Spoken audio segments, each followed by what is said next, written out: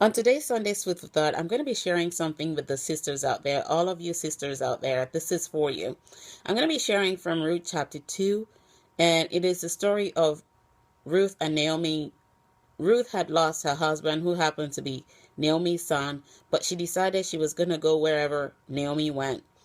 And she moved in with Naomi and stayed with her. While there, she decided she needed to go out and get food for them to eat.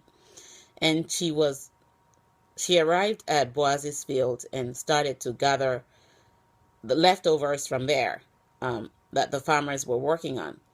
And Boaz had recently returned from a trip.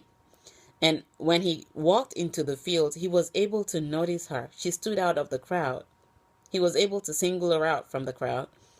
And three things happened when he did. He inquired from his overseer about Ruth. He wanted to know who she was.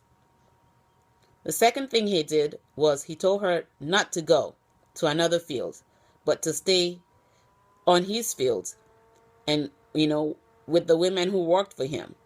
The third thing he did was he shared her story with her and then prayed for her.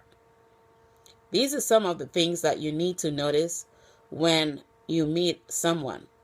When a man meets a woman, he's able to identify the woman who he will need for the rest of his lifetime. When a man meets a woman, he's able to single her out and identify her as the woman he needs for his lifetime. Learn to know what you're worth. Learn to pay attention to details. Boaz was able to single Boaz was able to single Ruth out from the crowd. He was able to tell her that she did not need to go anywhere else but to stay right there. Assurance. He was able to tell her her story and also prayed for her after he had inquired about her. Those things I want you to think about, sisters, as you meet someone in your journey. If you plan on settling down, don't settle for less than your worth.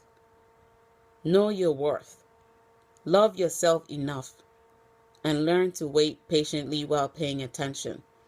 I pray that God will continue to teach us to number our days as we gain a heart of wisdom, and I pray that you have a great week ahead. God bless. Bye.